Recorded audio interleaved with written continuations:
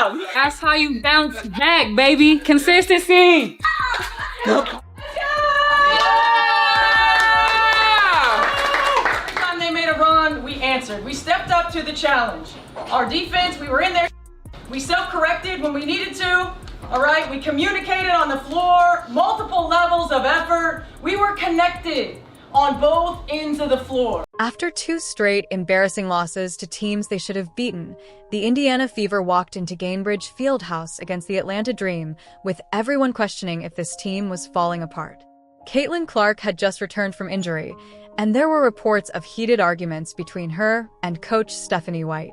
On top of that, Brittany Griner's disgusting comments about Clark from their last meeting still hung in the air. But what happened next wasn't just a win. It was a statement. The Fever didn't just beat the Dream. They demolished them 99-82 in a performance that reminded everyone why this team has championship potential. If you support the Fever, then comment, "I've got the Fever." Let's go.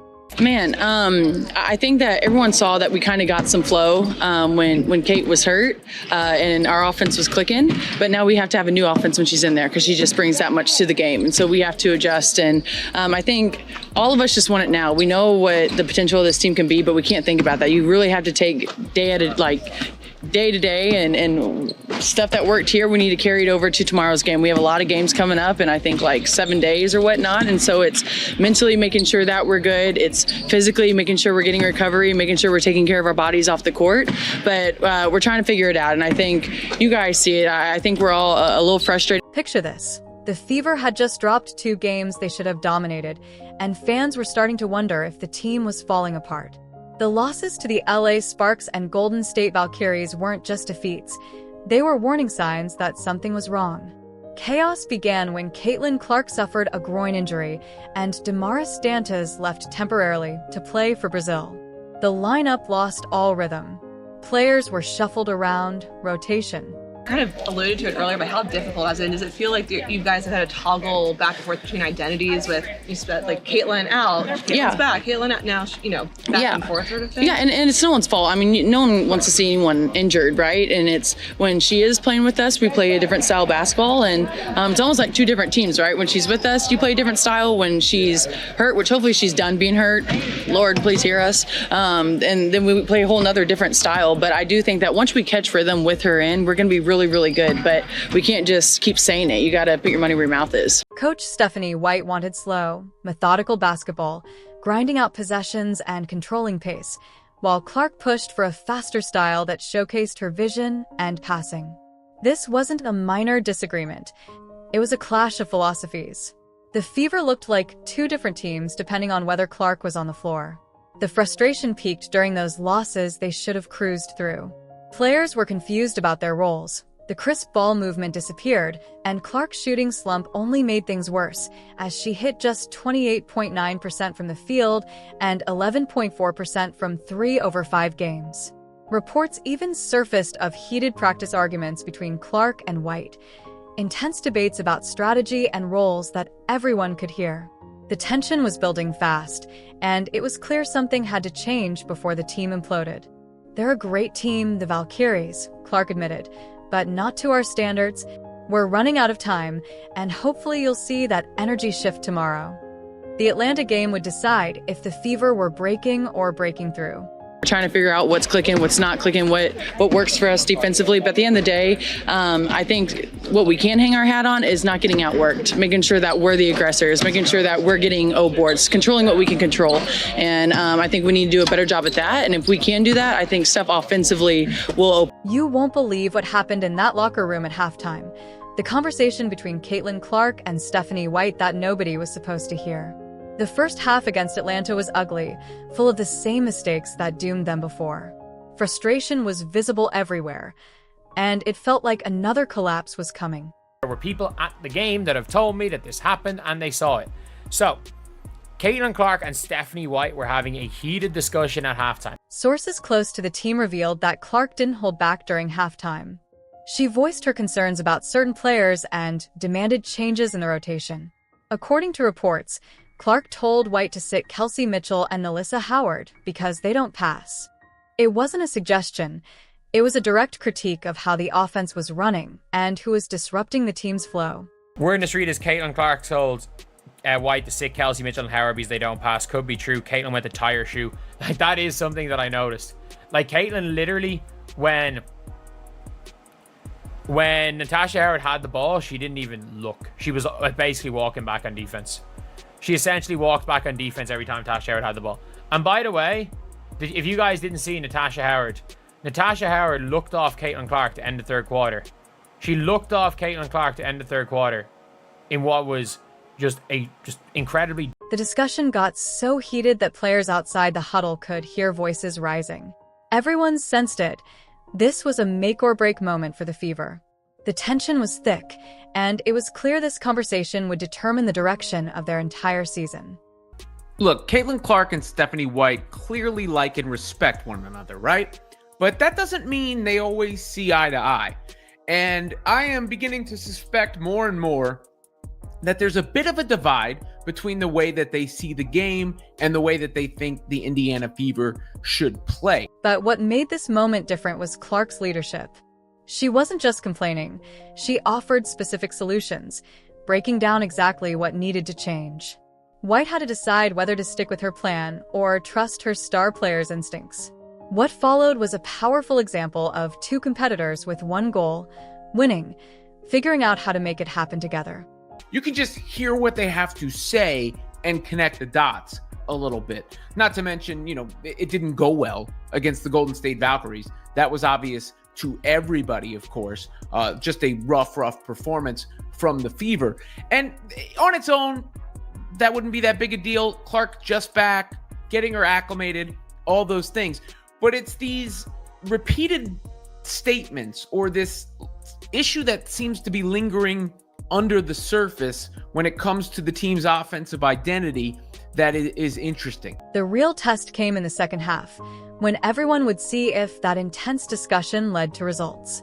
That halftime argument wasn't dysfunction, it was transformation. It became the turning point where a good team started to become great. The Fever played with unity, fire, and focus. And with Brittany Griner's earlier comments still lingering, the Fever made sure Atlanta paid for every single word. The last time these teams met, Griner had crossed the line with verbal jabs at Clark, but this time, the Fever answered on the court.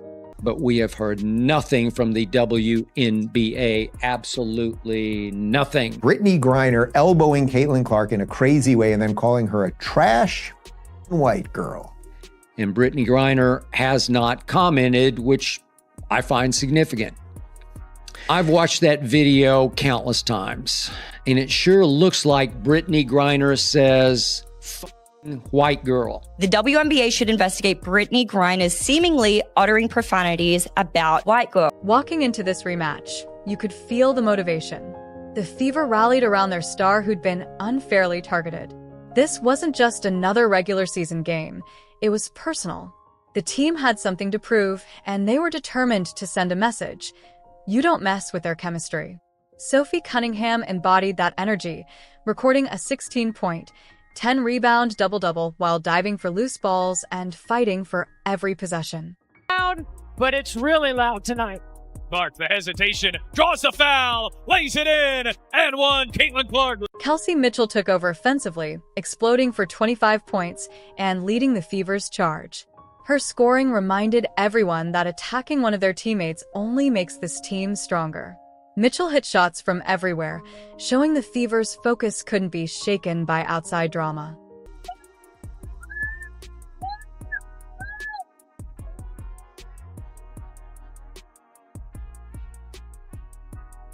Even with her shot not falling, Clark still tallied 12 points and 9 assists, proving her impact goes beyond scoring.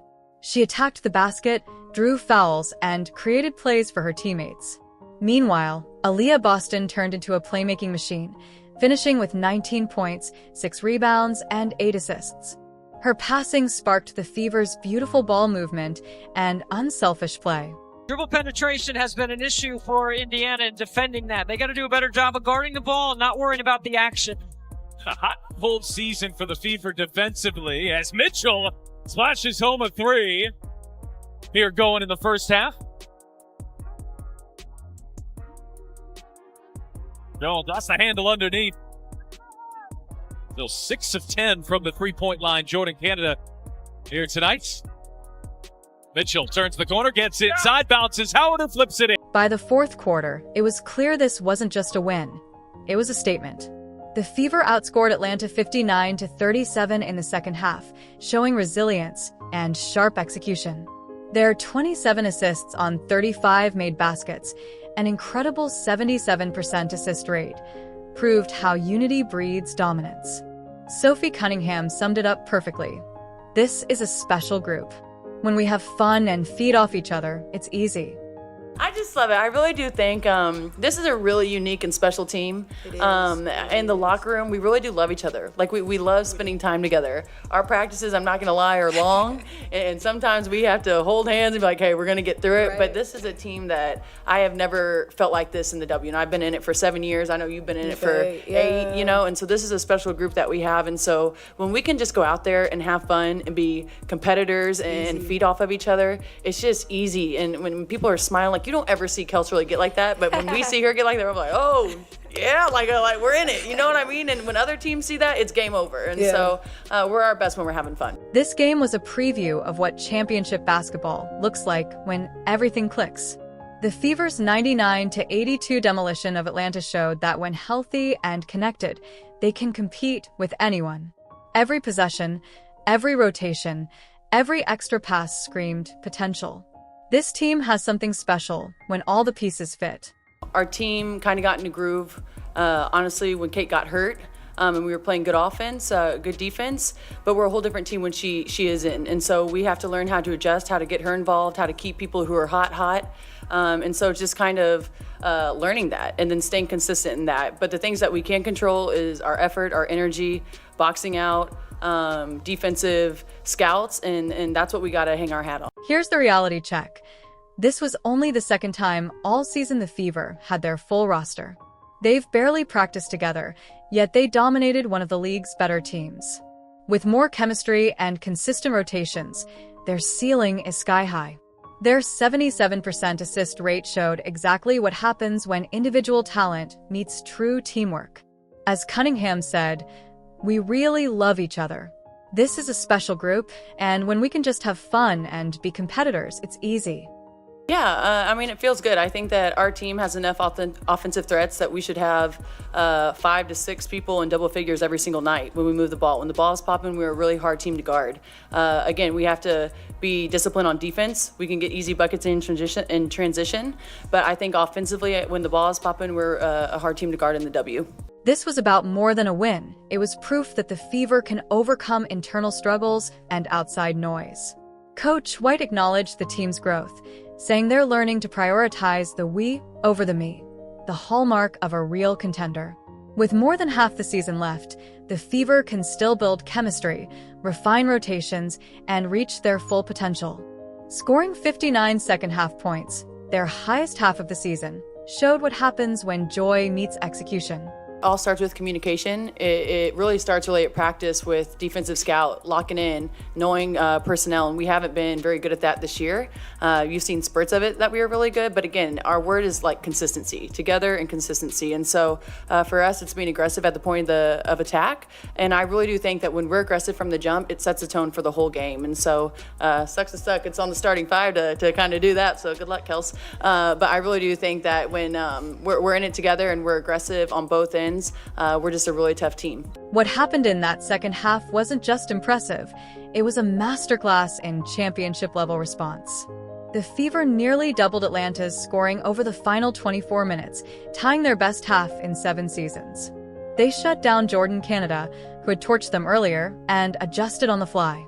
That's what great teams do. When healthy and united, the Fever have the talent, chemistry, and heart to beat anyone. The joy on their faces said it all. This was just the beginning of something special.